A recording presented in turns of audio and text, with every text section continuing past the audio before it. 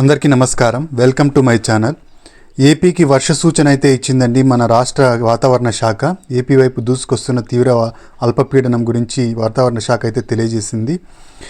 నైరుతి బంగాళాఖాతం దాన్ని ఆనుకొని ఉన్న పశ్చిమ మధ్య బంగాళాఖాతంలో ఉన్న తీవ్ర అల్పపీడనం దిశ మార్చుకుంది. ఇది పశ్చిమ నైరుతి వైపు పయనించి తీవ్ర అల్పపీడనంగా వాయువ్యంగా పయనిస్తోంది. ప్రస్తుతం ఉత్తర తమిళనాడు వద్ద కొనసాగుతోంది.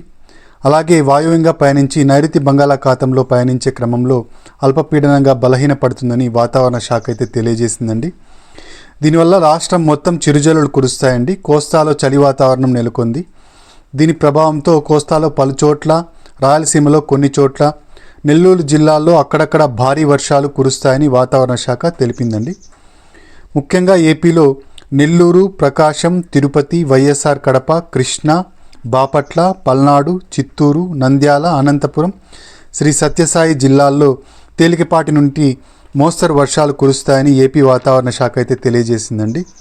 ఇప్పటికే పలు చోట్ల వర్షాలు కురుస్తున్నాయి. మరో 24 గంటలు వర్షాలు కొనసాగుతాయి.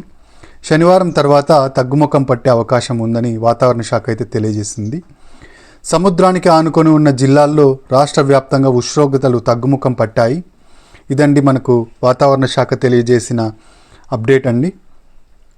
లైక్ చేయండి, షేర్ చేయండి. Thank you very much.